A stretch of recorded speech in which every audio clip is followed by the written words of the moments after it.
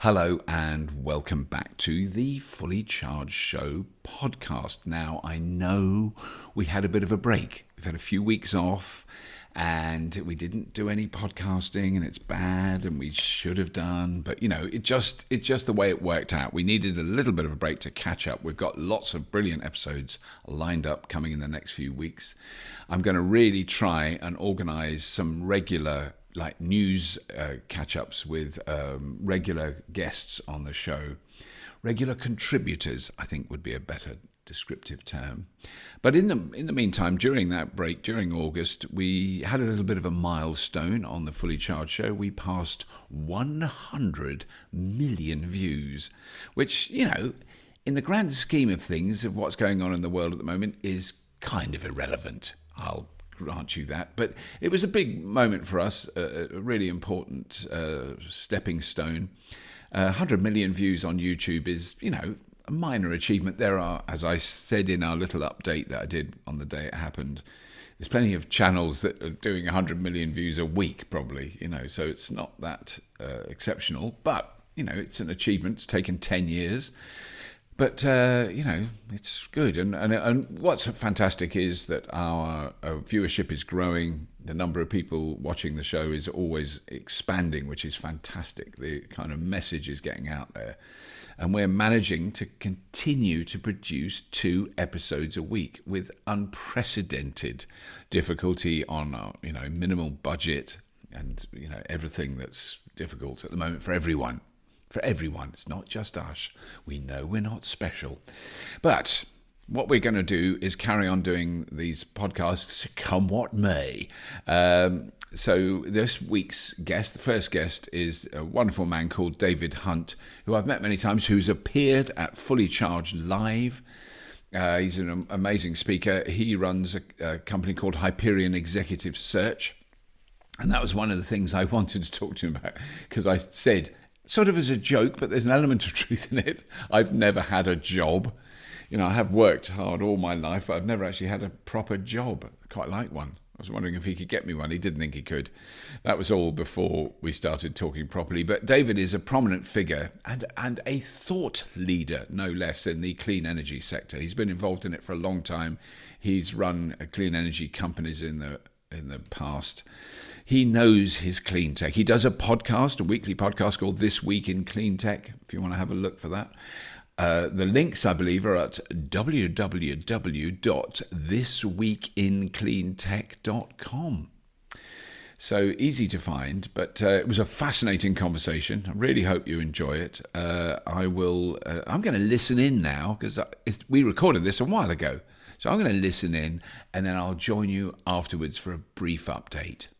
So here's David Hunt from Hyperion Executive Search on the Fully Charged Show podcast. Enjoy.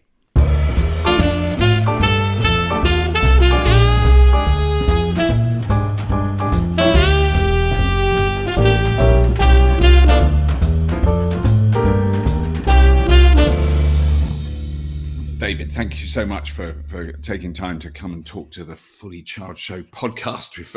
We're very happy to have you. This is really interesting because you cover an area that I know genuinely almost nothing about, and that is having a job, which I think I did mention to you, because I think it's fair to say I've worked very hard all my life, but I've never had a job.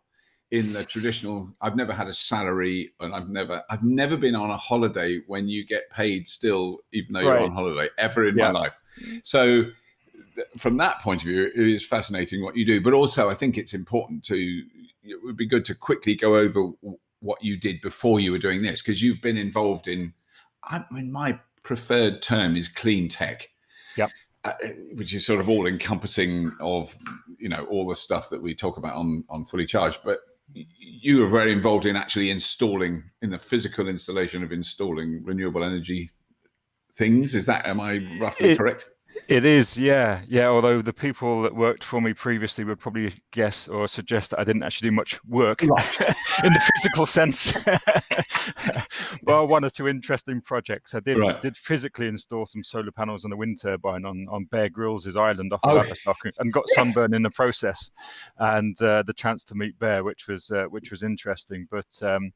Yeah, but to go back to your point, Cleantech is the umbrella term that we use because it does cover a multitude of specific technologies, Yeah. and it's one we're comfortable with. But yeah, I kind of had an interesting spot.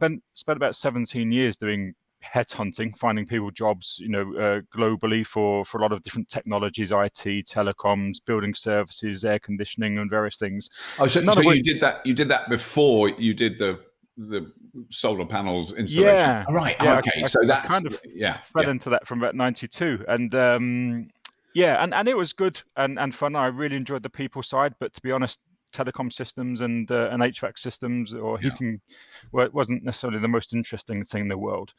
And yeah, I fell into the world of clean tech in 2007 and founded a business installing solar and heat pumps and small wind turbines when all of my friends laughed at me when I mentioned solar panels because nobody had ever heard of them or seen them Yeah. other than on a satellite.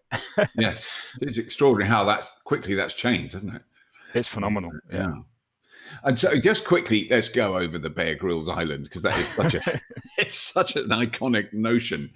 Yeah, I'll just quickly tell you that we were once in a bar, my wife and I, in the olden days when you could go to a bar.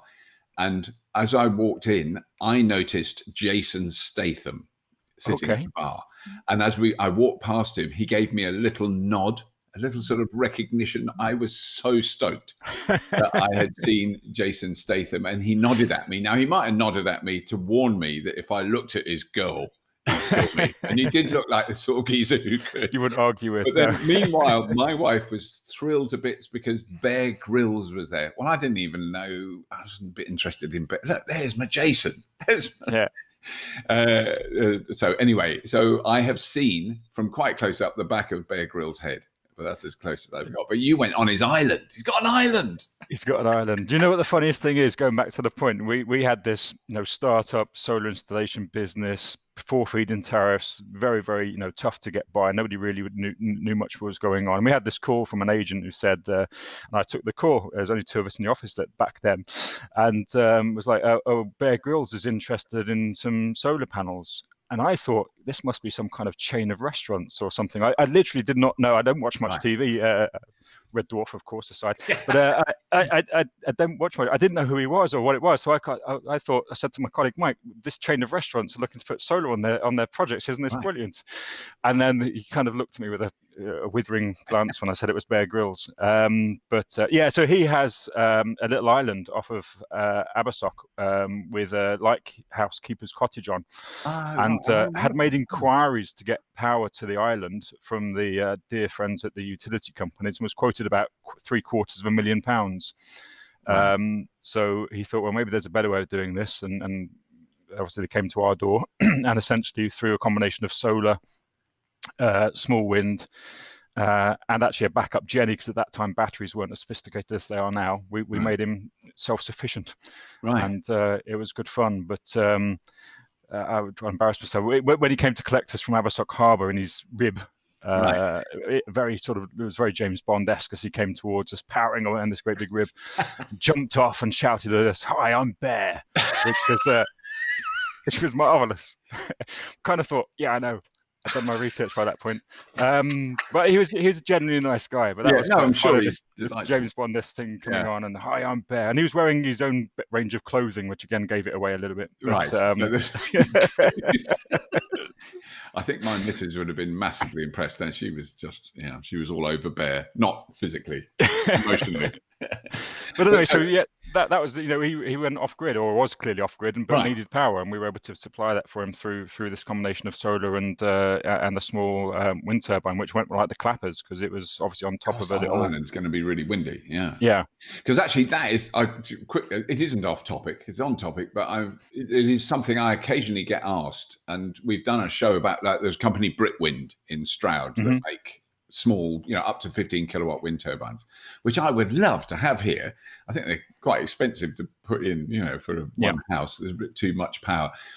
But I mean, because that's what I remember going through years ago, was the sort of discussion that it's just not worth putting one in your garden. I mean, we've got so many trees around our garden, that you've actually got to put a tower up that goes way above the trees in order for it to function, which sounds like you're nodding in agreement. So yeah, no, absolutely. We used to get a lot of people, say, I'd love one in my garden, and it's about turbulence with turbines. They need a clean flow of air. So a lot of people say, it's really windy in my back garden. Well, it might be, but the wrong sort of wind is very bad for turbines. Yeah, and that's certainly the case. We're high up. We're what are we? 813 feet above sea level here, so that is quite high for the UK, and it's very windy very often. But it's trees everywhere, and you can tell.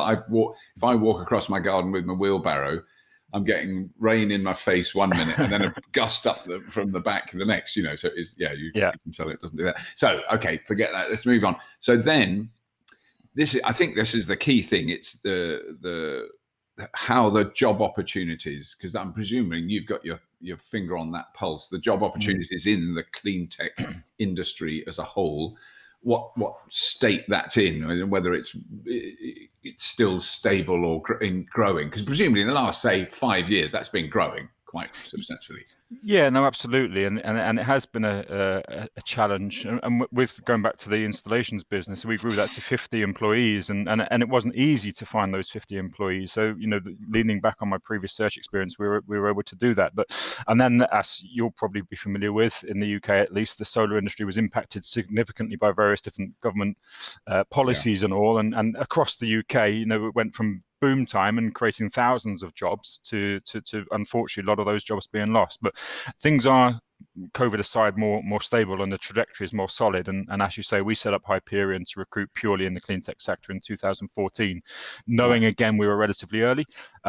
But the trajectory has been, solid. There is so many, literally trillions of dollars being invested across the clean tech sector globally now that, the trajectory is strong. And one of the challenges we face is, as I've said to sort of Dan before now, it's not so much a shortage of lithium or other resources. There's a shortage of talent, and people that have the right skill sets and capabilities to drive the clean tech revolutions forward, be that in mobility or energy, and that's clearly the part that we play. But going back to your point, there's there are lots of opportunities, and it is increasing exponentially as the sector grows. Right, and that is very interesting. And the shortage of skills, and is that specific to the UK, or is that fairly global?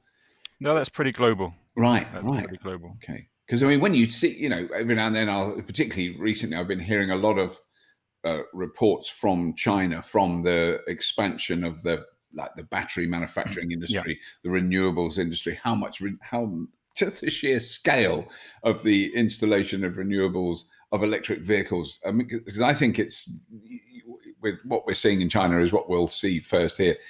It is electric cars that are owned by private people, but it's electric buses and delivery vans that you go from, we haven't got any, to we've got 5,000. It's that sort of switch where a big company buys a load of vans or a bus company buys a load of buses. That's when things change very dramatically. If a city puts in 250 electric buses, there's a lot of background installation stuff that needs to be done in order to achieve that, I'm guessing.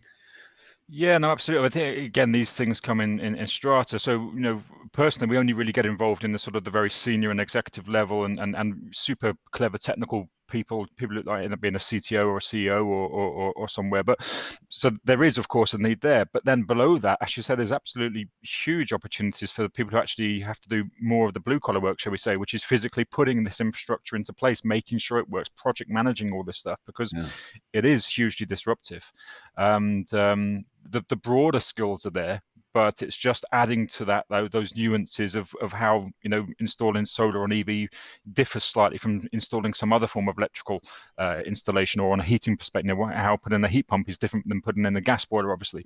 So the baseline skills, I think, are there. The challenge we all have is just those additional bits that make people equipped to be able to work in the clean tech sector. Right. So where the shortages are then, from what you're saying, is more at the top level. I mean, it is people who've got the experience of, I don't know, designing and running a battery manufacturing plant or something like that. There's not that many people that know how to do that. No, exactly.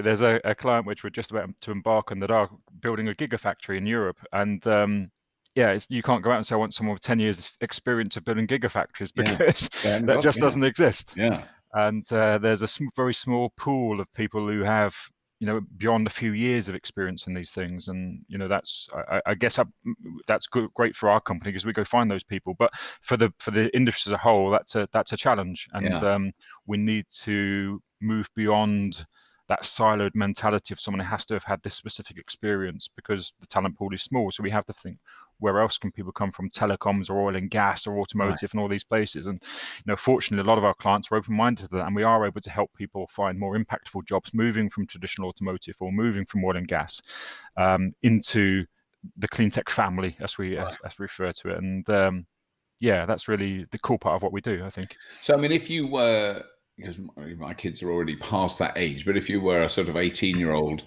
toying with the subjects you were going to study at university, and you wanted to get into the sort of high-end level of this sector, I mean, what are those qualifications? What qualifications would you be looking for in those areas? I think broadly the STEM subjects, and of course things that are related to coding and the digital economy, because what we're seeing in terms of trends is very much a digitalization of both mobility and energy, and all of that impact. So certainly you'd think in engineering, electronics, and the sort of the technical qualifications. Certainly anything to do with computer science and or coding. But also just, although it's not necessarily a degree qualification, but qualification around project management, because a lot of this stuff needs deploying, whether it's on a local, whether it's on a house, or whether it's on a citywide scale. There's a lot of stuff that needs deploying quickly, and it's quite complex. So studying whether it's Prince 2 or other forms of project management qualifications would certainly be really useful. Yeah, because actually, I mean, that is the thing that I've been sort of sniffing, when I see all these different projects going on, is how critically important it is to tie them together. If you've got a local authority that's going to install some car chargers, I'm just going, I'm chewing my fist going, yeah, that's good, but where does the power come from? Why aren't you making it? You could then make money out of that, and you've got the physical stuff around, because you're the council, to put in solar car parks or whatever it is. And it's joining that stuff up is critically important, and clearly really complicated and difficult. Yeah, no, absolutely. I think again, often we've been siloed. That oil and gas is an oil and gas industry, telecoms is telecoms, and sort of automotive is automotive, and they're separate and very successful, very large businesses, and very difficult to turn around. And there's a lot of that sort of silo mentality, both across industries and also within those companies, larger companies. And what we know about Cleantech is it's disruptive at every level. It's disruptive in terms of its place in society, but it's disruptive in terms of how it impacts on other parts of the world. As you say, going back to a council in charge sort of installing EV charging infrastructure. What about bike lanes? What about electric bikes? What about scooters? What about all this other stuff? I should say, you need to take a much more holistic view of what interacts. I mean, it's also, that's a really good point, in that you could run a gas firm and have nothing to do with the automotive industry or the electricity industry, and you could have a very successful company that makes money. And likewise, all the other ones. Now, if you're making electric cars, and this is really the critical thing, I'm about to review an electric car that is clearly amazing. There's no other thinking behind. Where do you charge it when you go out? And this is what's so annoying about Tesla, and makes me angry, because they've done it right. And I don't want to be a Tesla fanboy, but they've done it right. I can drive to Sicily without any anxiety other than my bladder. Where do I stop for a wee? That's the big problem. It's nothing to do with the battery or the range, because there's a brilliant, really effective charging network.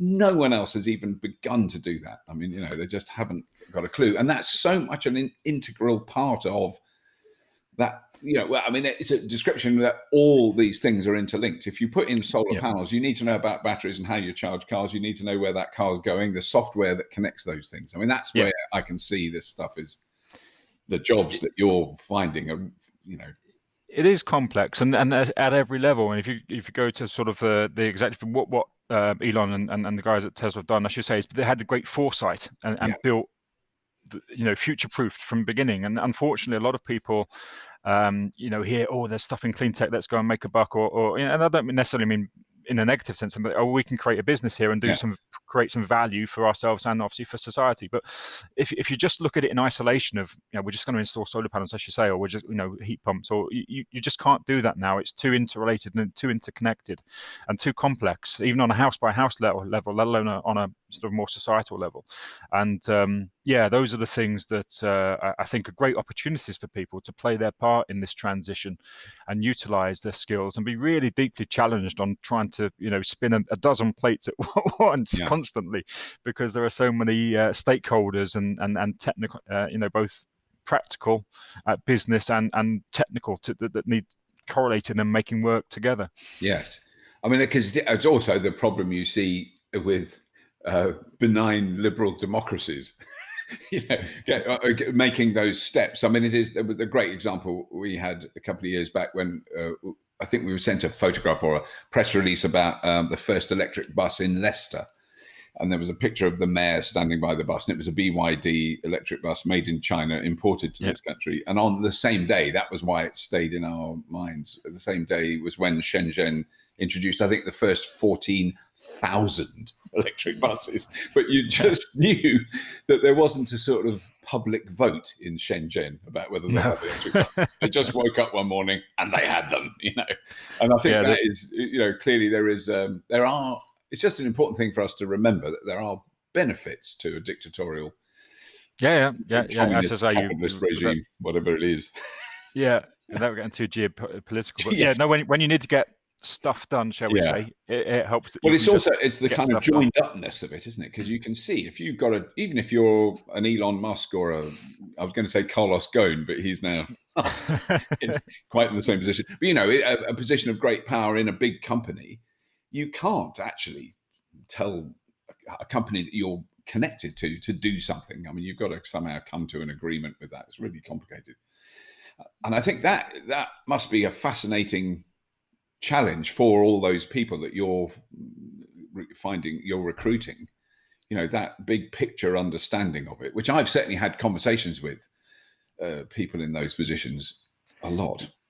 Yeah, no, it's hugely exciting for us to play our part, and also the people that we work with, because as you say, it's you're doing something impactful, and that's that one of the things that it's frustrating at times. We get approached by a lot of people that are wanting to transition from, shall we say, the sunset industries or from areas into clean tech, and obviously because it is still relatively nascent compared to the established sort of giants, that it's relatively small at this stage, despite growing quickly, and. As I say, we need to make sure that the companies within the sector are a little bit more broad and open-minded. But there's a lot that needs to be done, I think, for businesses to be more welcoming and facilitating, because there's huge talent out there in these oil and gas companies and automotive companies and telecoms companies, huge amounts of talent, and it just makes you feel. I've just recorded one of my own podcasts with a lady who we placed at Lime Jump, which I'm not sure if you're familiar with, a grid balancing aggregation platform in the UK,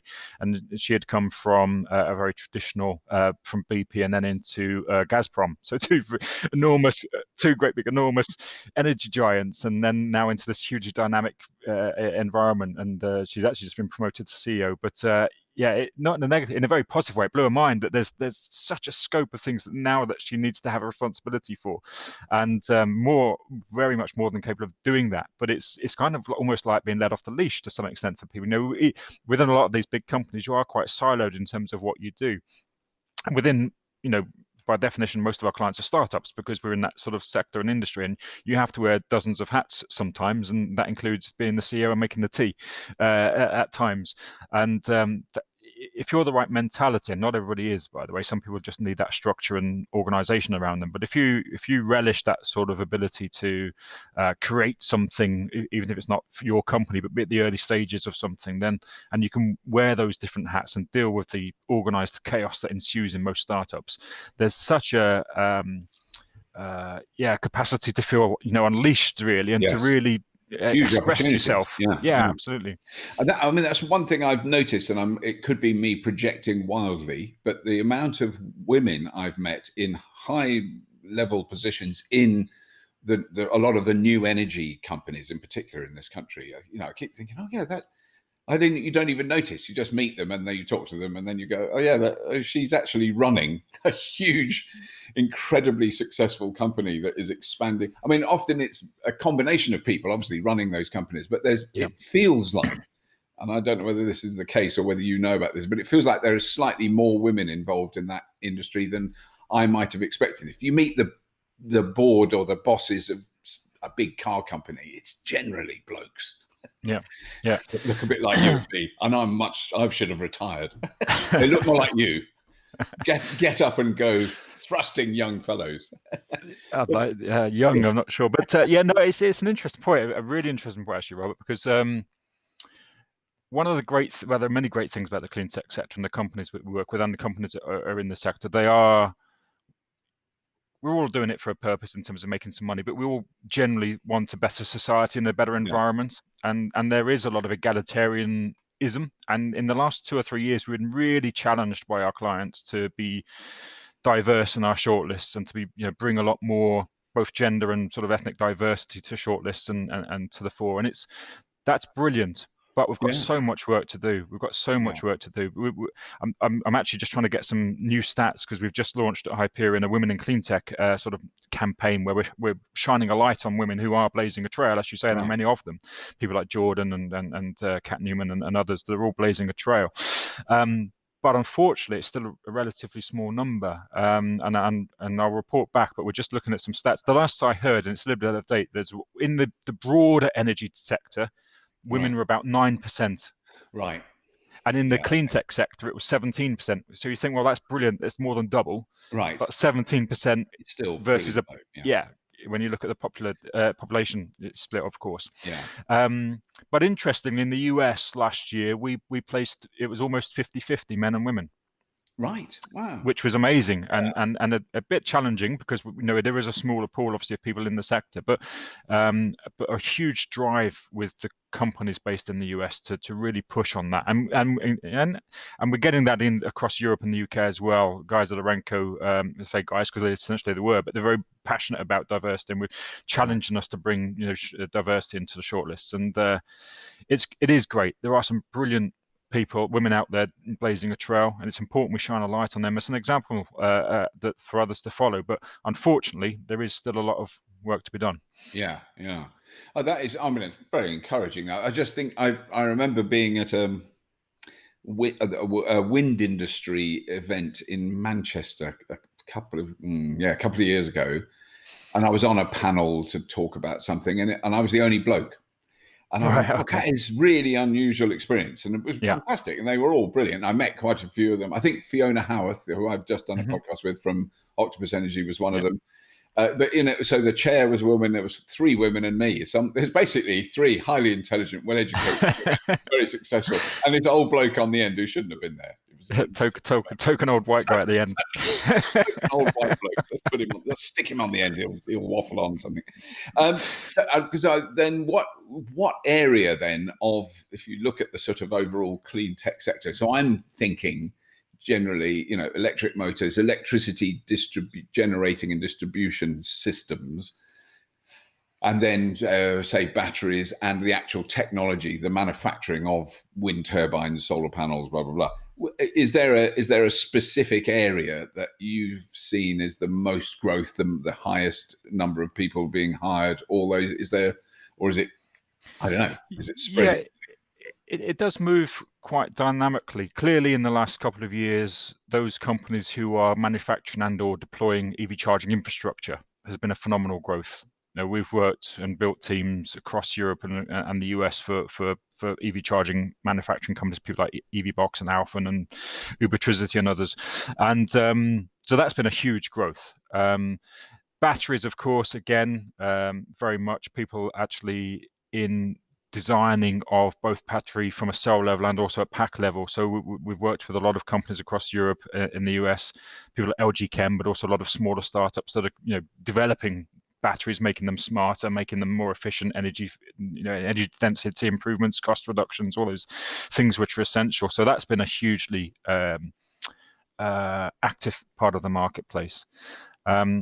The areas at the moment, again, there was a big burst pre-COVID around ride hailing and apps and things which enable and facilitate the people to move around cities, utilizing whether that's scooters or Ubers or whatever.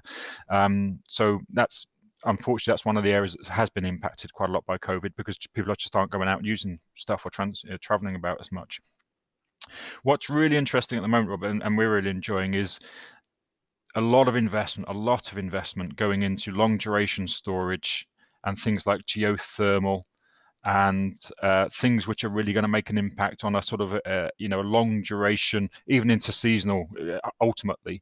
But in the shorter term, we all know that storage is the key that's going to enable all of the renewables to roll out, and batteries are great and we've come a long way. But to really get to anywhere near 100% renewables, we need to have a lot more.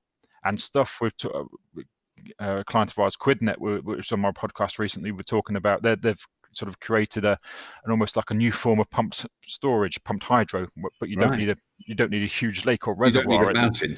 You don't need a mountain conveniently placed near your facilities. In fact, their system works better in flat terrain. So there's a huge amounts of money. Breakthrough Energy Ventures and the Bill Gates and Jeff Bezos fund have invested loads in clients of ours like Malta, that are all doing this long duration storage, and it's still a few years off coming to fruition, but there's a huge amount of investment and therefore growth in terms of jobs and capability going on at the moment.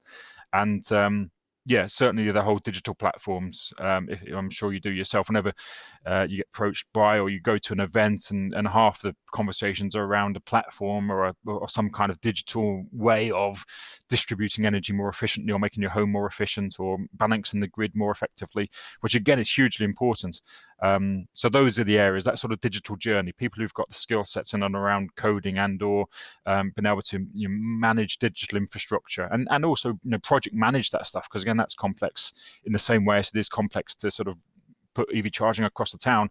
It's the sort of cognitive version of the physical practicalities of putting this stuff out. So because that side of it is fascinating when I hear, and this is information that goes in one ear and literally drips out the other, but I can sort of get it, which is the sort of software side of things. So how software has an AI the national grid using so much AI to predict how much wind there will be in the next hour, so they can work out exactly how many wind turbines they can use. All that stuff is mind-boggling. Trillions of calculations every hour they're doing. But the combination of all those things and of economic models, so that kind of economic modeling of how you can best use the power that's available, reduce the demand when it's not available, all those things you can see vitally important. But they're the people who do that stuff I find frighteningly and challengingly clever, because that is so beyond my. I can barely imagine it, let alone do any of it. But I read a really fascinating book recently on AI, and that in itself blew my mind. But we do, of course, have clients, and there's one in particular. There's people that are using AI to, in particular, improve the performance of solar farms, going back into utilizing of weather data, of wind conditions, of all these other things, temperature, and making small sort of changes and tweaks behind the scenes to maximize the efficiency, and of course with batteries as well, very much so. But certainly the long-term storage stuff. I mean, that's always just the kind of mechanical bonkers stuff has always fascinated me. So I remember reading a huge amount about undersea, like airbags that you fill up under the sea, which are naturally under pressure because they're underwater, and you store the air in there. It's like pressurizing air. It's a high pressure air thing, which a lot of people are now doing, on land, which is probably a lot easier. But there's the gravitricity. Have you heard about that? that? Yeah. No, I had Charlie on my podcast not so long ago, which again, and there are a few companies like that. I just want that to work. It's just so mad, but it's so brilliant. Yeah, and I think what I've loved about that, it's interesting actually, because again, a lot of what we do is super high tech stuff, whether it's AI or obviously algorithms and all that kind of stuff. It's super high tech, and it's fun, but it blows my mind because I'm an old duffel and stuff I don't get like my kids do. But so that's all great, but increasingly, particularly with this long duration stuff, it's traditional technologies. It's people like Highview Power that are using stuff that we've been using in industry forever. So we know it works. We know how it works. It's just using it in a different application. And gravity is really obvious. Just remind me, is Highview Power the sort of high pressure cold liquid air stuff? Liquid air. Sorry, yeah. And Quidnet, who I mentioned recently, doing this sort of pumped hydro, but by storing water at pressure into underground caverns. Again, so they're utilizing all of the skills and all of the tools and all the equipment that you would use in oil and gas. It's just the same stuff, but you're doing something different with it. Yes. So that's really interesting. And the other one, going back to sort of IPPC 1.5 degrees and everything, we know that all this tech is really helping, but there's increasingly a lot of money and investment going back into carbon capture. It was flavor of the month about 5-10 years ago, and it was hugely difficult and hugely expensive and kind of fell by the wayside. The UK sort of pulled out a few of the projects that they were funding. But it's come back again because I think A, out of necessity, and B, because things have moved along in the last 5 or 10 years, and it's much more, I wouldn't say there's a ready-made solution, but there are companies that are already proving it and doing it on a smaller scale. Right. I mean, that is interesting because I do remember seeing a carbon capture and storage system at Imperial College, and when I think when I think of how long ago that was, probably 8 or 9 years ago, they had a system built in the college to work on it. And it was they did tell me the figures that how much it would cost, and it was clearly just so expensive. And also I remember I filmed, it was not for Fully Charged, I filmed at Drax B when it was still burning coal exclusively, and they were talking about, we're going to install this here. And just the scale when you see that, and I think that's one of the advantages I've had of going into this world is I am aware of the scale of our existing energy infrastructure. When you go around one of the 3 massive oil refineries, we spent 2 days filming that one in Pembrokeshire. You just go, I cannot believe, there's 100 million barrels of oil in that one tank, and there's 45 of those tanks, and there's just pipes, and it's just off the scale, the size of the energy infrastructure we need to live as we do now. So in fact, what we're talking about with renewables is replacing that in a sense. It is. It's massive, and undertaking. Yeah, up near Ellesmere Port, there's a refinery. It used to be Shell. I think it's owned by SR now. I think an Indian company. But it's you drive past it, and it's like a town. It's like a city of stuff that's just producing all these horrible hydrocarbons. But it's like you say, that's what the society's been built on for the last 100 odd years or so. And shouldn't underestimate the challenges. But yourself, I mean, since 2007, it's just a million miles. I jumped into it with optimism, of course, but not in a million years would I have predicted then where we are now in terms of how far we've come with costs for batteries and solar, and and the fact that, as in the UK and other places, but certainly in the UK, there are it's not every day, of course, but there are days when we're almost entirely renewably powered, and it's just phenomenal. No, it has changed, and it's clearly. I mean, I think what is wonderful is the sort of human psychology side of it, where I can remember 10 years ago, people go, well, it's impossible. It's simply impossible to be 100% renewably powered. I mean, it's just a pointless waste of time. It's not going to happen. And now those same people are going, well, it'd be really hard. So is it impossible? No, it's not impossible. It'd be really hard. And then in another 10 years, you could go, well, actually, we're doing it. It's kind of interesting how that changes. And it's the same with electric vehicles, with the personal experience of electric vehicles, the fear of that new technology. And it's very understandable. And I'm sure, I haven't looked into the history of it. I'd love to, I know there were similar reservations about internal combustion engines and horses, about steam trains. Those things have always been resisted by a large part of the population, bizarrely. Yeah, it's quite funny actually. Although I'm from London, I live up in Liverpool now, and it's not. I'm within literally. I'm near Edge Lane train station, which is where the rocket first, the first steam Wow. train Yes. went, and it's literally just over the road. And I record people. At the time, doctors were saying if you go over 30 miles an hour as a human being, your head will explode, and all Yes. these bad, all these bad things will happen. Yeah. And Yeah. Oh no, it was high speed will affect a woman's womb. You should never move a lady that quickly. It was just incredible. But it's going back to the point, it's fear, as you say. I think that's what the brilliant thing about Fully Charged and other stuff is about, just spreading. I say truth a bit, but showing people this stuff works, and that yes, it's not without complications. Yes, there might be some challenges. Yes, it's not the finished article, but this stuff is there and it works. And I think anything we can do to sort of break down the fear of that is hugely important. And unfortunately, going back to sort of careers and jobs, what really frustrates me and worries me at the moment is the colleges, the schools and universities, not all, of course, lots of that has happened, but there's still, I worry for my kids that they're not being shown that there are these careers ahead. I feel this very strongly. Yeah. And that, they always say that in 10, 15 years time, all the jobs that don't exist then don't exist now, because then they're going to be new. And I found that really frustrating. A few years ago, I know I still sort of sat on a few government boards where you're trying to advise on this kind of stuff, and the fact that these colleges need to do stuff, and it was really blinking. Okay, so we'll train some people to install solar panels. Well, that's not really enough, because yes, you need that, but it's this whole big thing. And in fact, Dan and I are working on a little plan which we'll come back to you on to support that. But it's really getting rid of the fear in the population, but also going back to younger people in particular, just saying that the world is going to be different, and this is the stuff that you need to know. This is how the world's going to look, and these are the skills you're going to need to get by in life at that point. And COVID's impact on that, of course.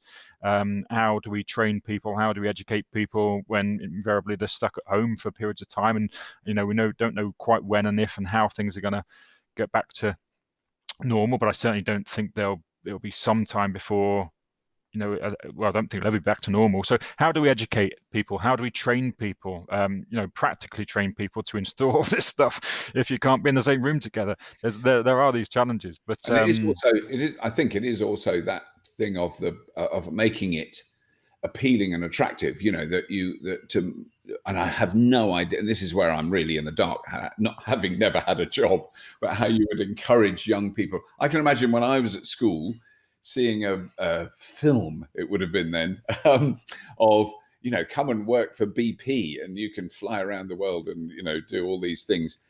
I can't imagine that appealing to me then, but I mean it would have appealed some people. It was certainly a brilliant job to have to be. All the people I know who worked in the oil industry basically had quite a good life. They haven't suffered too much.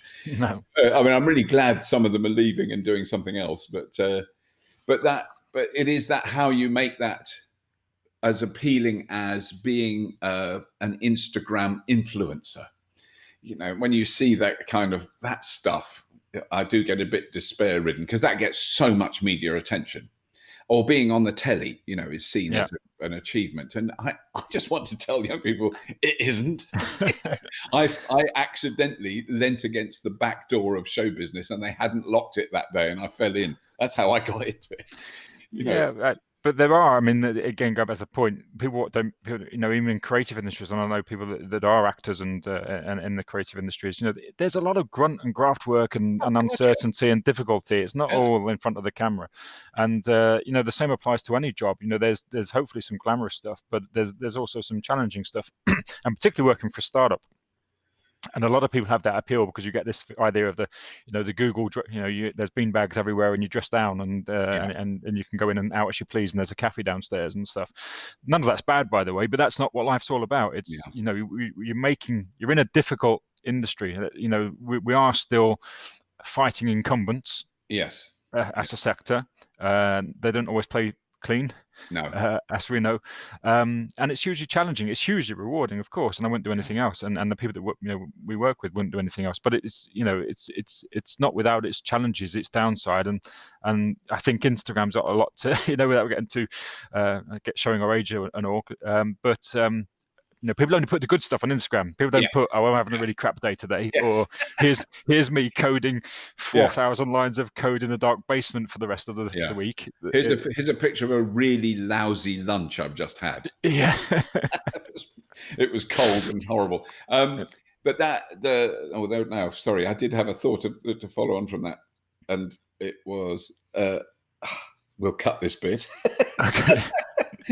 But it was something you said there about, oh damn, it was important about jobs. Oh damn, it's gone. No, I hate that when I have logjam. I've been all right today up to now.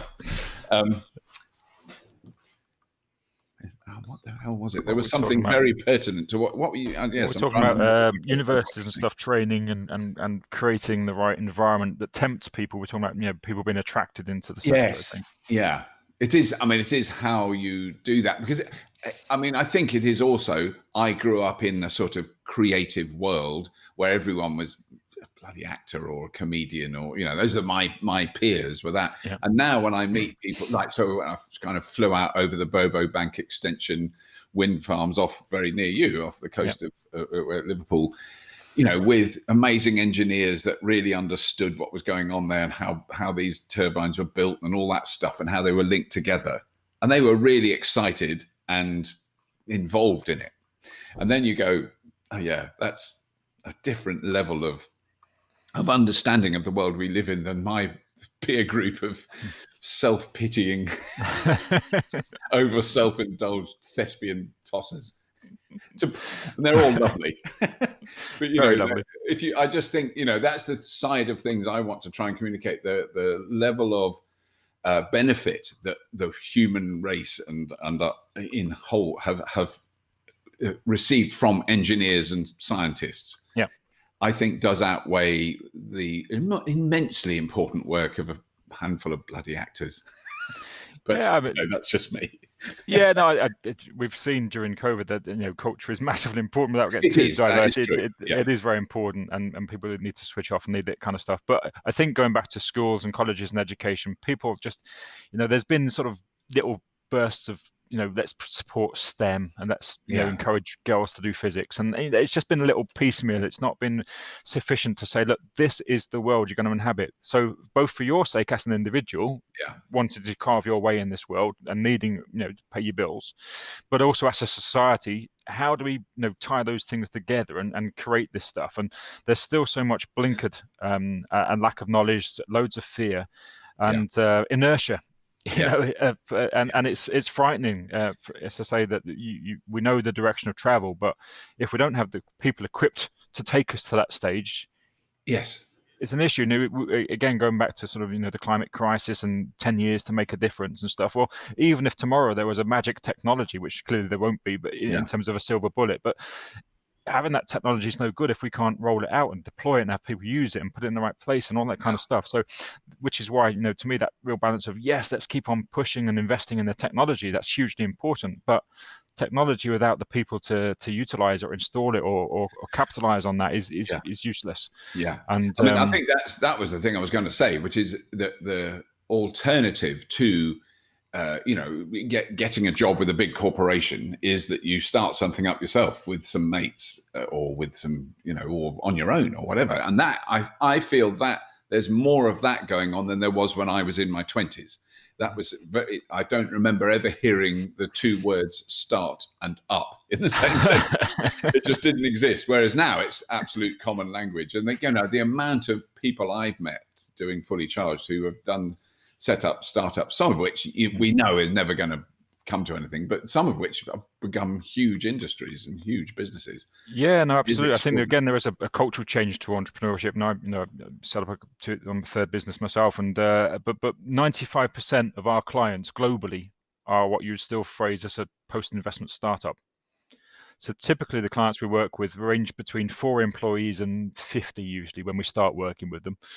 usually when we finish, they're substantially larger, and we've had some like Zonnen that exited to Shell, and EV-Box acquired by Engie, and it was great that we worked for them when there were 20 people, and then like 400 people, and just things moved along, and we didn't place all of those people, but only some key ones. But yeah, startups definitely is a very different world, and that should be encouraged. But equally, going back to the point, it's not easy.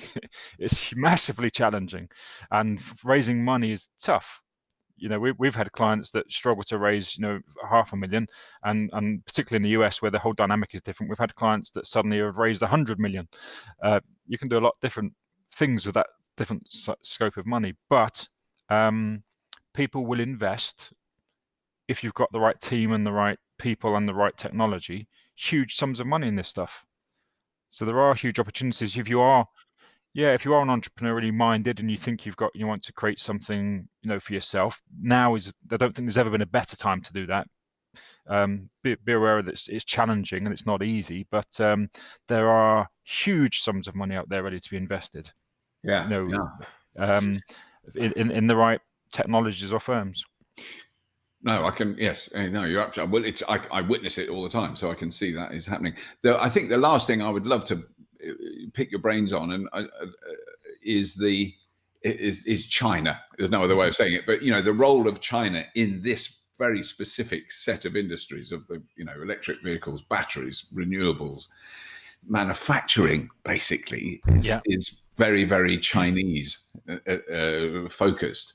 And, we're certainly seeing a lot more stuff coming out of China, and we're doing shows in China, and they're way ahead of us on so many of those levels, which is, the big change that you and I will have seen in our lifetimes. I mean, when we were young, China was not like it is now. No, no, you laugh. If you made something made in China, it was mocked. Exactly. We've seen that pattern repeated. I remember when I was very young, Japanese meant like shoddy and rubbish. And then Japanese meant, oh, much better than anything we make. And then it was South Korea. And then that was, they are now really good at it. What made me think about it was when you were talking about gigafactories in Europe, it is whether this part of the world, even more, specifically than America necessarily, but whether there is a chance for Europe to start being a manufacturing center. And I'm not even focusing just on the UK. I mean, on the general geographical area. That we can actually start making stuff again, because we've spent the last 30 or 40 years offshoring all our manufacturing to China, and now we're going, oh, the Chinese make everything. Yes, because we asked them. We asked them to. It is such a ridiculous notion, that whole anti-China thing. In a way, there's plenty of reasons to be critical of China, but the fact they make everything is our fault. Yeah, and it's really interesting. I think, again, the COVID thing has hit a lot of people in terms of supply chains and the benefit of a more localized supply chain, even that might not necessarily be the cheapest way to do things. I just can't help. Just as climate we look at on a glacial, on a sort of million-year time frame. When even if you look at society, it's not that long. A few thousand years ago, the Silk Road, and China was the center of sort of the world, and it was only hydrocarbons essentially, and their sort of realization in Texas, good old Texas, and the US, that created a whole new world that we've lived in for the last 100 years or so. That's been a hydrocarbon society largely.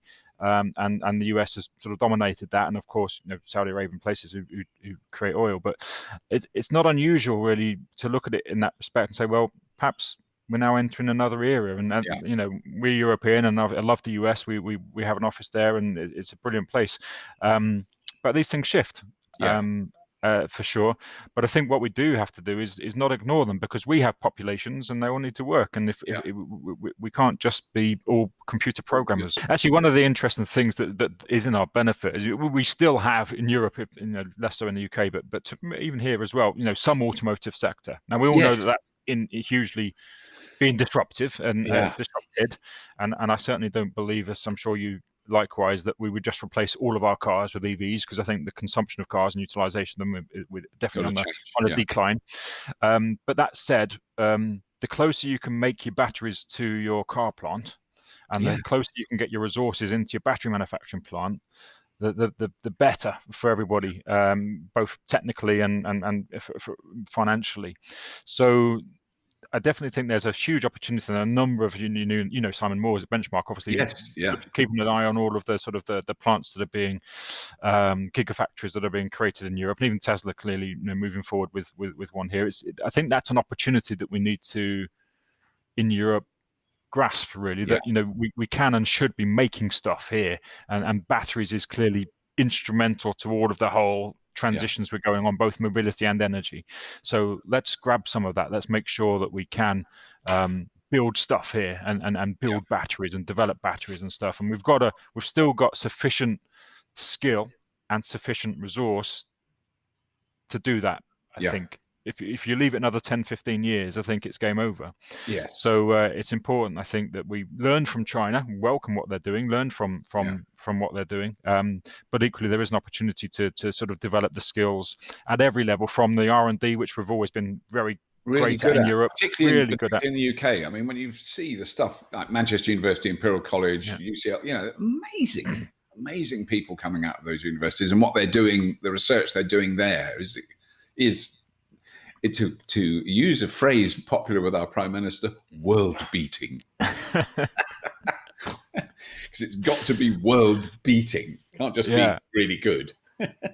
But it's true. I mean, that, amazing, really amazing stuff. And you don't think, where was graphene discovered and developed? Manchester. We're working with the Graphene Institute at Manchester for another company I support, which is a Next Gen Futures, which is creating sort of heating substrates and nanotechnology. So there's loads of really fascinating stuff going on. And we work with an investor called the IP Group, who invest purely in university spinouts, and people like Mixergy, who've been on your show before. So working with Pete and the team at Mixergy. Another one is Yasa Motors outside Oxford, which is spun out of Oxford Physics. And that, when I saw those electric motors in action in Paul Drayson's land speed record holding electric car, and there's like 3-4 things the size of a little cake tin that are pushing a car from 0 to 200 miles an hour in 11 seconds. It's just mind-boggling. When you just couldn't really tell how that was possible. And here we've got, I say, huge R&D resources, but still some capacity for manufacturing we need to maintain. Germany's a really interesting one. We've got an office in Munich. We do a lot of work in Germany, very, very, very successful there. And clearly they have, globally, the automotive sector, if you like, and obviously Tesla now is really kicking them in the pants with in many ways. It'd be really interesting to see just how the German government and those automotive companies react and build their versions of gigafactories and/or vehicles to challenge Tesla. But so far, as you know, it's been very, very blinkered and very piecemeal and very I wouldn't say greenwash necessarily, but just playing around the fringes of stuff. I mean, it does feel like, if anyone is doing it at the moment, it's Volkswagen. There's the Zwickau factory, which I'm hopefully going to go and visit soon. But you go, it's that scale, which we haven't really seen. I've been to Renault factories where every 4th car is a Zoe. So you're still making 3 diesel ones for every. Okay, it's good. It's better than nothing. That's the normal. Whereas suddenly this factory, Zwickau factory, they just finished. They just made their final fossil car the other week. They're not making any more, and they're making 300,000 electric vehicles a year. Well, now you're going, okay, that's different. That's jumping in the game. That is jumping in the game. Which they really haven't got any choice. I think that is universal, surely, across the whole. I mean, is that attitude acknowledged by people in sort of executive roles in the automotive industry that, honestly, guys, the internal combustion engine is over? Because they're still clinging on. I always feel that's being still, there's definitely still people clinging. It's a little bit difficult because you and I live in a bubble of cleantechness, and everybody I know and think is we're on the similar page, if you like. But when you do start reaching out to people, and I'm sure you do as well, a whole world of flack. I probably get less than you because most of mine's on LinkedIn where people are slightly politer, but still a whole world of what you're talking about, it's never going to happen. Oh God, there's still an element of that, and from people, it's very difficult if you're livelihood depends on a certain way of being, Absolutely. Yeah. and you're, perhaps slightly more advanced in years, you've got to, it's really threatening and it's Yeah. really challenging, and you have to bite your tongue sometimes and put yourself in those shoes and say, if I was you, I'd be crapping my pants a little bit as well, Yeah. because the world is changing around you and you're not particularly equipped for the new world. And so you can understand that. But no, there are still people for sure within automotive in particular, but also in some of the energy companies to a lesser extent, that do sort of reach out to us, or when we engage with them, it's still an alternative. It's like alternative. That phrase really annoys me. Alternative energy, isn't? We're mainstream now. Yes. It's the fossils that are becoming the alternative. You're absolutely right, because that was certainly it's a 1970s term, alternative technology. I went to an alternative technology fair in 1974. I don't want to work out how long ago that is, too long. And I've still got the little Roneo printed brochure from it with all the companies that would, and that was solar water heating and wind turbines of a very crude level, but so yes, that, and then it was alternative, because one, it barely worked, and two, only a mad hippie would use it. But it's so that it is that generation. That's the only way I'll defend my generation. It's the people I met then who were sort of mad hippies, who then went on to work in the wind industry, in particular in this country and in Europe, and actually did make an impact and developed, huge wind turbines that we see out at sea. I mean, they're kind of retiring now, the ones I've sort of kept a vague track of. But, that's technology in this country.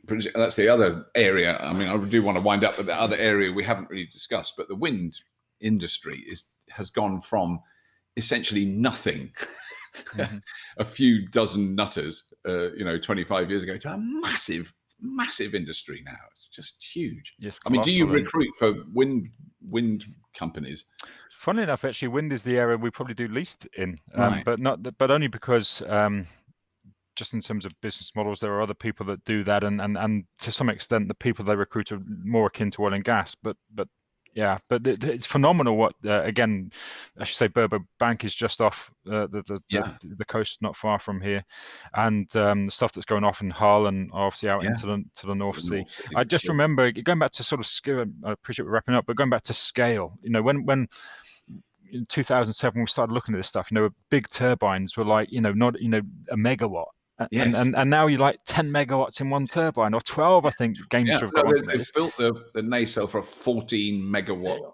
Turbine. One. So that's just off the scale of development of everything from, obviously grid capacity to the composite materials to the the ability to actually install this stuff. There's so much gone on, and I think the UK should be proud of that. And obviously around the world there are other hotspots as well, and the US are actually now starting to get really interested in wind off their coasts, particularly in the northeast coast. But so much going on. But if you look, try and project out to 12 years time, just what the world will look like from a tech point of view. It's scary being where we've come from, and just, I guess, squaring the circle a little bit.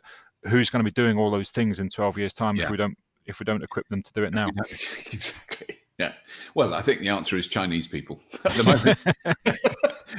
And I don't wish to denigrate Chinese people at all, but I mean, there's clearly, their education system is pushing that side of things. So they do have, they've got the power and the money to do it, and they, presumably there's one bloke that none of us have ever heard of or ever will heard of, who might make a decision. We need more physics graduates. Yeah, and then let it be so. There are some. Let it be so. So, and while we're going, please, can some of you study physics? Yeah, it'd be really useful for the rest of us, if you don't mind. It might be nice, but unfortunately, again, going back to sort of all these milk rounds and all these, the companies that can invest in going around to schools and colleges and universities saying, "Hey, we've got great careers for you," by and large, are still the big accountancy firms and the big fossil firms and all these people. Armaments manufacturers. We're really good at making bombs and guns in this country. Yeah, we're brilliant. We've got that skill set. And exporting them, of course. And exporting them. But the startup, and going back to the point, a lot of people in our sector are startups. We don't have either the time or resource to do that. Yeah. So we need government and/or colleges or some form of support to effectively be the milk round for these clean technologies. Yes. Yeah, no, that is a good and quite chilling point to wind up on, because I think you're absolutely right, and it is something even I'm aware of. My children, I have two children, neither of them are working in that sector, in that sense, and I don't think they will be, and it's a shame, because I have suggested it to them. If you want a really good job, so it is a difficult one. Oh, and yet they are both supremely aware that even though it's dad and he's a boring old idiot who moans on about electric cars, they are totally aware: air quality, transportation, owning cars, fossil fuels. And that's nothing to do with my influence. That's happened to them as adults since they've left home. They've worked that. They all know that. All their mates know that. That is the one glimmer of hope I can have with the younger generation, is they're not tied up with all that stuff. And they go, no, we don't want that. No, I don't want a car that goes vroom. It's boring. Can I share a car that goes? That alone is an important change, I think. Really, and they love bikes and skateboard. They don't need cars. No. But we need to show people that there's a way for you to play your part in that, and to facilitate that. And I think that's the gap that I see at the moment is, a lot of people say, I'd love to do that, but I have no idea how or when or why or how do I do that. And at Hyperion, we can only do so much, I say, because of the levels that we work at. But as I say, Dan and I are working on hatching a plan to try and make it much more information to enable people to make that transition, shall we say? Yeah, to open those doors, because they are there. That's the thing for young people to know. There are incredible opportunities in the next 10 to 15 years that we're going to see the world change, which is fantastic.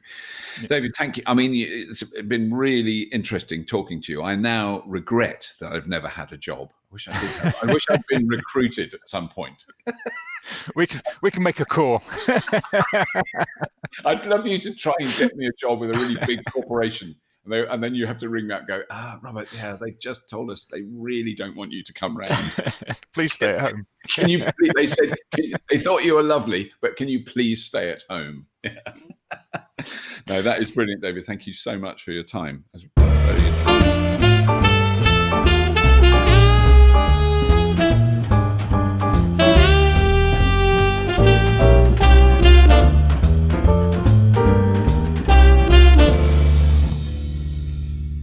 Well, I hope you enjoyed that. I really did think that was really just a whole other world of stuff that I didn't really know about. So it was great. I enjoyed it. I learned a lot.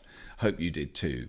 Now, as I was saying at the beginning, we are going to be starting to do, that's my main ambition on Fully Charged is now to start regular, either bi-weekly or monthly podcasts where we get the same team of people together to chew the fat in the electric vehicle and clean tech omniverse. So we're going to start trying to do that later this month. But whatever happens, we're going to be doing regular Fully Charged Show podcasts every week, coming to you on a Monday morning, horribly early. So please do subscribe to this one if you've just stumbled on this podcast by chance and have no idea. This is quite a long-running podcast. It's been going a couple of years, and it's been very popular. And it's part of the Fully Charged Show on YouTube, which has, as I mentioned earlier, I'm going to bore on about it. We just passed 100 million views. Yeah, you've talked about that already, Robert. Just shut up. Anyway, that's all. Please do subscribe to this, as I said. Have a look at the Patreon link that is beneath all our videos and in the show notes for this. Which is the one thing that keeps this show sur la rue, which is a very bad French way of saying on the road. And that's it, really. As always, if you have been, thank you for listening.